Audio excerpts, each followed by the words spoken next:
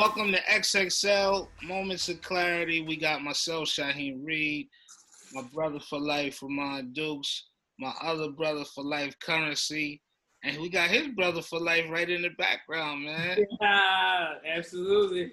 It's a family affair. It's a family affair, man. So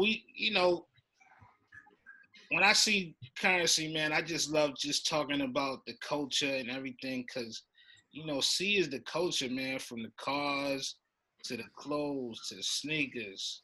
You know what I'm saying? The hats, the music. He's just the culture. It means a lot. Today is the 25th anniversary of the movie Friday. I think we should big up Cube. Yeah. All of them guys, big up Friday. Yo, absolutely. Say this. The first time I saw Friday, I kept waiting for somebody to die. Because I was so shell-shocked from losing Ricky and Boys in the Hood. I was like, oh, man.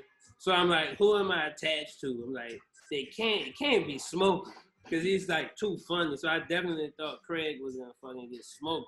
And then when the van came and the whole movie changed. Right. Even that little one gun Craig pulled out in the beginning, just seeing that handgun didn't mean shit. You still knew it was a lighthearted comedy. When them boys came in that van, all your surround sound and shit shook different. You knew it was real. I thought one of them was gonna lose their life. That's how we know it was Ice Cube. This was Ice Cube. He put that touch to it. Friday is 25 years, but it feels like yesterday when we seen it because it probably was yesterday when we seen it because it's one of the most popular movies on cable all of this time. It's a classic. It's kind of moving into like that GOAT realm. Like I can't take anything away from Menace, Boys in the Hood, which I love, and Right. Now Friday is exactly held in that tier, but it's better for us because we live it anyway. So we are it. So to see Ricky shot down and know he had a promising life ahead of him, we lived that already. So to watch one where nobody checked out was fucking. It definitely hit my neighborhood a good way. It was like, man, that's all right, cause I had butterflies. We watched first time we watched it was a bootleg. Fucking, it was kind of blurry and shit, and it was a tape. So this was 1990, whatever the fuck. Yeah, we all slept by one of the homies' house, and we watched it on the floor in there. So that was that long ago. But I told my story. We did one of these podcasts with Havoc from Mobb Deep just the other day, and I love that, man. That's my motherfucking dog right there. Word. I told my story, man. It was a Friday, 25 years ago today, April whatever, the 24th. I was in Norfolk, Virginia. I went to the mall. I bought the infamous tape because it came out on that Tuesday. All right. I purchased the tape, and then I bought me a movie ticket to see Friday. It was perfect. It couldn't get no more perfect as far as value goes. That's the shit. Yeah, bro. Man, that's one. That's honestly, there isn't. Is there another one? Is there something else you could put in there because it's different? It's a different vein than Boys in the Hood or Menace to Society because it's not dark. So was there ever a good time had by us as a culture ever again like that? Like How High was good, but was it that, like was anything else that ever again? What you think, Rahman? It's so crazy that I'm thinking about it now. I'm like, when they put the Friday movie out, like, was they like how popular was 420 back then? Like, was that part of the movement? You know what I'm saying? Like, I ain't really been on the 420 shit because Friday ushered it in because that's when motherfuckers started like we all was little as shit when Friday dropped. So I remember the one homie smoking a Black and Mild in the bowling alley. and like doing tricks with the smoke that Smokey was doing on the porch. Know what I'm saying? I'm like, this is who the fuck, this who he about to be this summer. He's gonna be like this dude for the whole summer, not because of that movie, but it definitely brought it in. It brought it in. And I remember the first time I smoked. The first time I smoked, I felt like the shit didn't work because I didn't have the freak out like Craig. And you know what I'm saying? None of that shit. I didn't feel like that. Right. And I realized, like, as I grew up, like, motherfuckers was like, a lot of people who were posing and faking, and I had the benefit of seeing a lot of poses because I kind of brought out a whole nother weed wave in music. And I would see people around me, and when they need to pretend that they're high because they think I'm that high, they only go into the act of what they've seen from fucking Fridays and shit. They don't know what it actually feels like. I watch it now and I wonder if Chris Tucker smoked weed in real life. So I know he didn't want to be smoky because he didn't like they say he didn't want to like keep being that character. But I wonder if he smoked weed because like I could tell Q probably smoked some weed. Q smoked some weed in his life, but Chris Tucker looked like he looked like he got a lot more calm in his life. So that looked like a nigga who be sitting back puffing, definitely for sure. Okay. Q better have been smoking some weed on them albums. He talked about smoking weed and all of that. Nah, that fool was smoking weed. He just wasn't like smoking. This shit here, this back to back shit that we on. I don't even know no more because I know for sure I'm high at the first joint in the morning. Everything else, I'm pretty much just burning it to get rid of it. It's just, you just smoking. We just smoking, bro. Has anybody ever smoked you out? Like you ever? Never. Nah. And I done smoked with everybody. We just keep smoking. Call Snoop, call whoever you want. They will testify to it. For sure. Have you smoked out some of, one of our favorite rappers or anybody like we know, like they just passed out? Damn, I can't remember, man.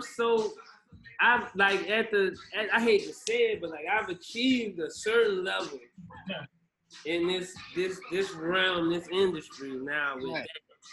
The same way we used to look at dog, that's how niggas look at me. So now motherfuckers we not doing that. If a motherfucker comes smoking, it's just a pleasure to smoke with a motherfucker like me. You know what I'm saying? We just smoked and that was that. Like, there's no thing. Like, me and Dog smoke a whole jar. Me and Will smoke a whole jar. Me and B-Real smoke a whole jar straight down.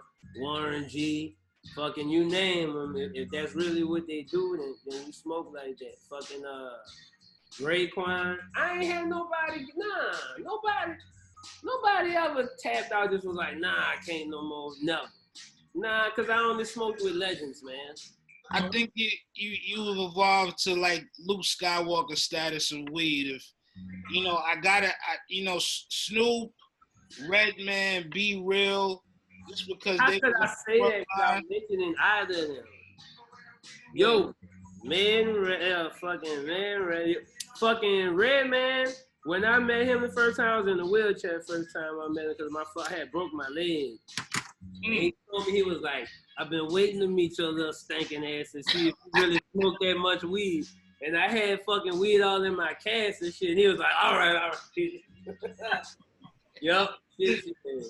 Wait, you gotta talk about that. You got weed in your cast? I had joints in my cast because I was performing in New York. You know, y'all's venues, they had got on to me after a while. And like certain venues wouldn't even let me come around because they're like, nah, it's fucking, as soon as he shows up, it's a weed fest. No way. So fucking, they did some shit where they like stopped us before the elevator. So they told me, they're like, yeah, you can't even get in the venue with your bag that way. So I fucking rolled all my joints up and slid them down my cast and fucking went into the venue to save the day for a pissed off Redman who was like, yo, they fucking tripping out there. How could they be doing this at the smokers convention? All y'all smoking and everything. And I'm like, dude, quit tripping. I got joints all in my cast and fucking it was on. So obviously it was 420 this week, but it's like niggas smoke weed every day, so that shit don't really mean anything. 420 is for when you first started smoking weed, and you're like, oh, we got a holiday, and then you fucking celebrated that one time. I remember 420 for me. I do a concert every 420, but I remember my first time like I'm gonna wear a green shirt. I'm gonna roll all my weed up before I go to sleep for tomorrow because all I have to do tomorrow is smoke weed.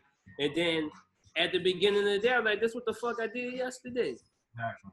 You know what I'm saying? So Crazy. And you performed, right? Didn't you? yeah, shit. I perform every 420. I have performed every 420 since my inception into this game. Where the hell did you perform all this This shit? year, House of Blues? my first one that I celebrated. This year?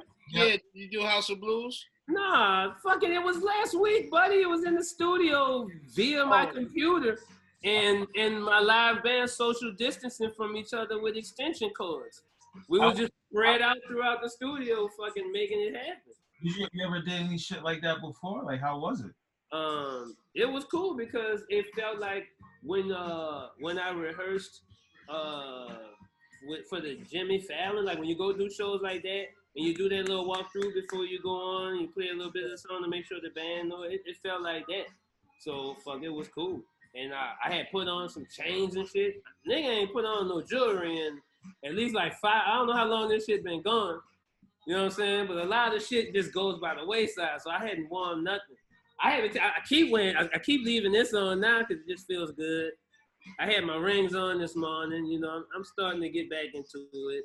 I was talking to my homeboy about how much I miss getting dressed, like Yeah. figuring an outfit to go somewhere. Yo, let me ask y'all this. Just getting dressed to go. Is there like a reverse 420 day? Like, is there a day where weed smokers just don't smoke? Is there like a solemn day or something like that for like? You know what, bro? It might be 420 for some of us because we might be so pissed at newbies running around fucking doing a 420 parade that there might be some real true to life stoner. Like, I'm not even touching it today. Just y'all have it. I'll get back to it tomorrow. It'll wait for me. Y'all can have it today. Yeah, But me, I gotta have it. It's like brushing my teeth. So nah. Even if they do whore it out, I feel like a lot of those people, they don't know what they smoking, so they probably buying bullshit. Fuck them in their lungs. How you feel about they talking about starting to open things up and and getting on the path. I'm not going. I'm a chill. I'm not a lab rat. My town is not a petri dish. I don't want anybody who I fuck with to go and see.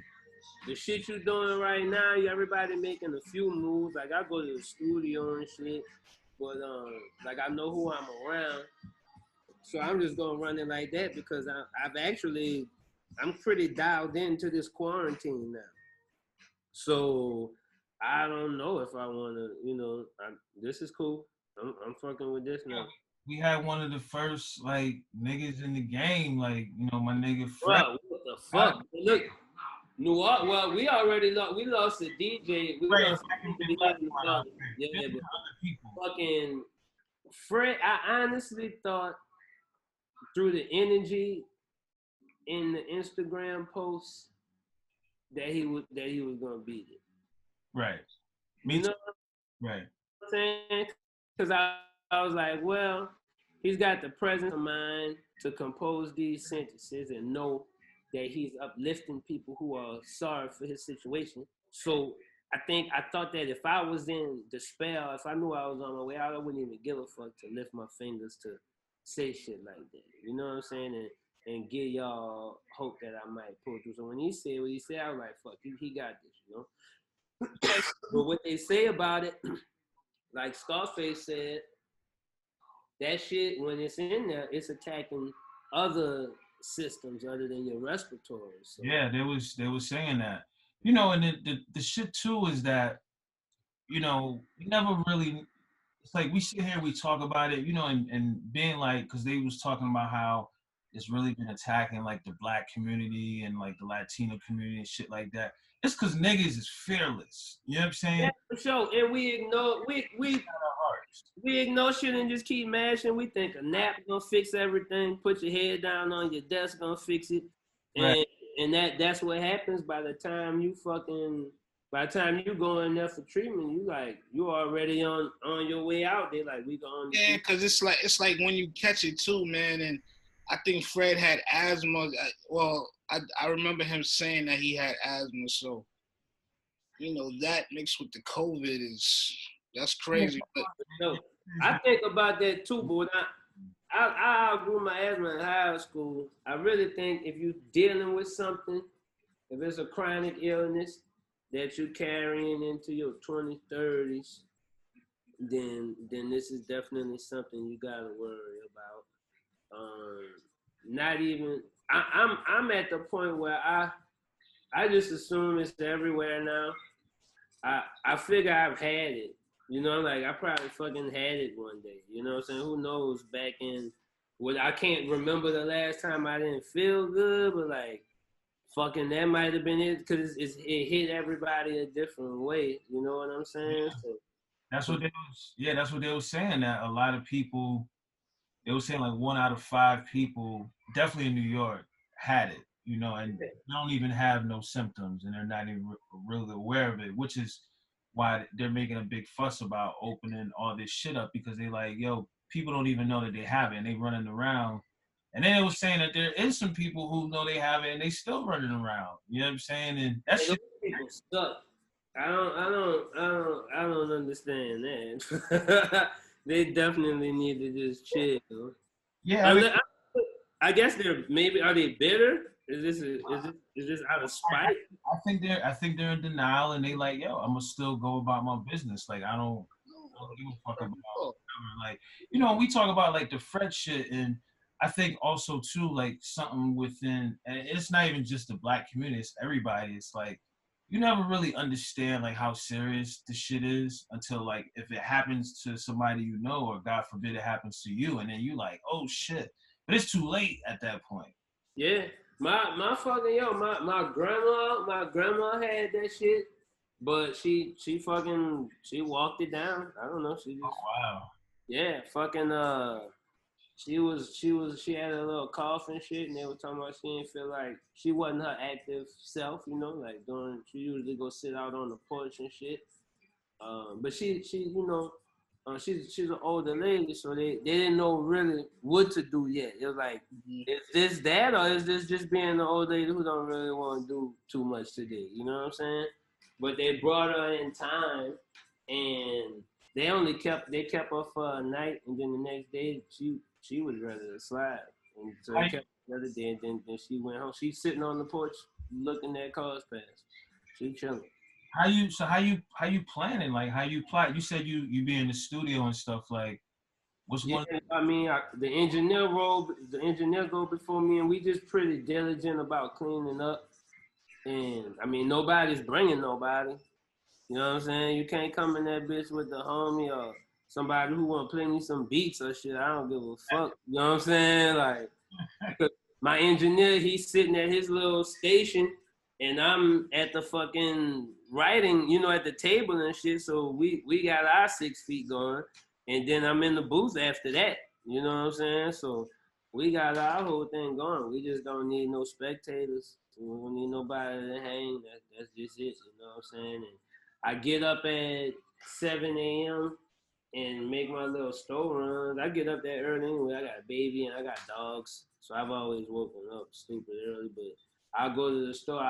Nobody's in Walmart at 7 a.m. except for thieves. Like, the real thieves. Early too. I feel you. Real thieves. And that's who I learned the game from. One of my homies who is Thief Supreme. Yeah. He said, bro, you got to go in there when the employees don't even want to be there. Right when they clock in, they so mad that they there, they don't care what you doing. So he just just walk out that bitch with them. He told me that, and I'm like, wow, this is fucking nuts. And it's tough to fight the little nigga inside of me that never died when I'm in there and I'm like, I could just push this basket right on out of here. You know what I'm saying? But I'm like, nah, let me just go ahead and pay for this shit. But they don't care. They so mad. Try it tomorrow. Go tomorrow. They so mad. They are not looking at you. Open the Kit Kat in the aisle. Drink the fucking Simply Lemonade right there. Just do whatever you want. Try the t-shirts on. They're not gonna fucking say anything. They pissed.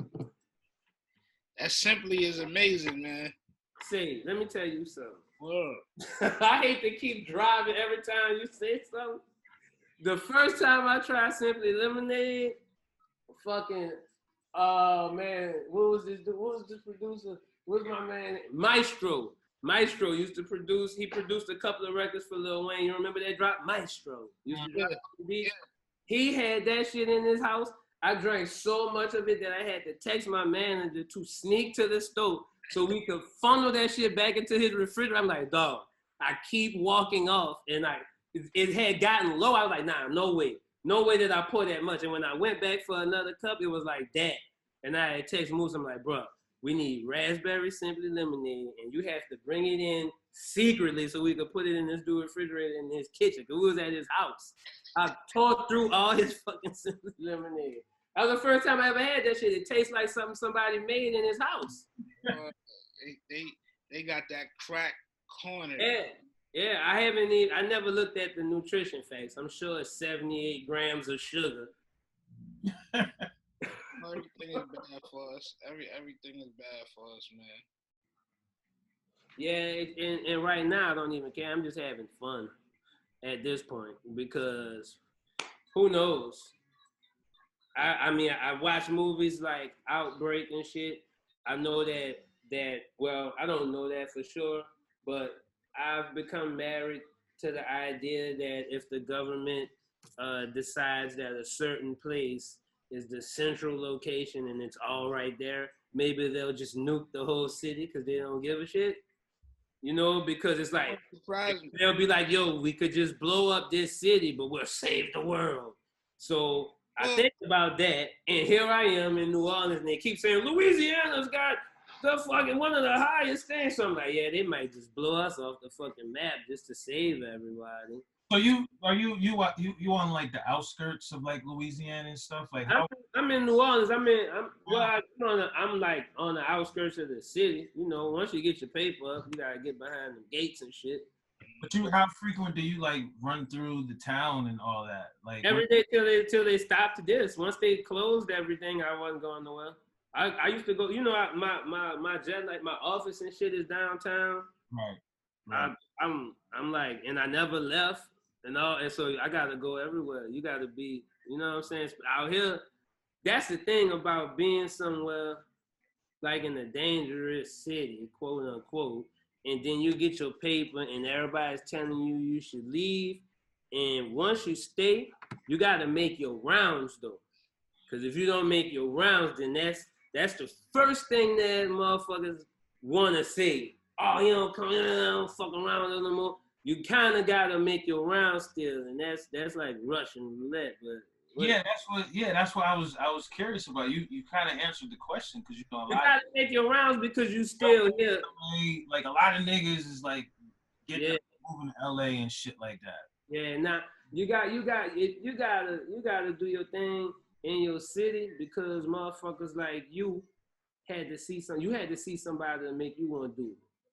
You know what I'm saying? Like, now it don't matter who you saw, but imagine, you know what I'm saying, if you had closer access to that person, you could see him a lot. You know what I'm saying? Like, when I came up, it wasn't a lot of, like, it was local musicians, but people wasn't really touching no paper till P and No Limit. I mean, till P and Cash Money. But to see motherfuckers who you saw in the mall, like, in the line for the shoes like you, and then within a year and a half, they could come in the mall and drop the gate, like just close the gate. Everybody in here, just get what y'all want. That's the kind of shit started happening out here. You know what I'm saying? Like, so I was like, I need that. I gotta get to that. I gotta get to that part.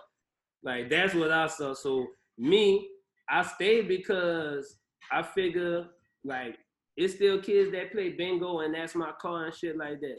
So I gotta ride around and let a motherfucker know, like, you know, you ain't gonna only see the Rolls Royce on TV. You know what I'm saying? Like, here is one at the same place where you get frozen cups and nachos and shit.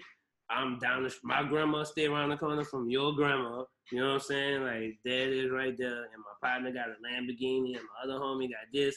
And we still going wherever the fuck we would have went if we was all in a 93 fucking Suburban.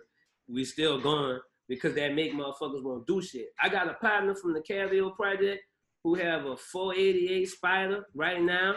And anytime somebody give him props about that car, he like, Shorty made me do that. He like, that nigga, and my Ferrari is not new. I bought a Ferrari many years ago. My shit's like, I bought it 10 years ago. Currensy, one of the funniest dudes in the universe, man. One of the most talented guys. R.I.P. Fred the Godson. We miss you, man. We love you. And my brother Rahman Dukes, man. We just gonna keep rocking. Keep going. R.I.P. Fred. You know, shout out to Currensy. Prayers from New Orleans, Louisiana. That whole down bottom. You know what I'm saying? Shout out to my man Flex. Shout out to everybody down there. Be safe. You know what I mean? You know what it is. Yo.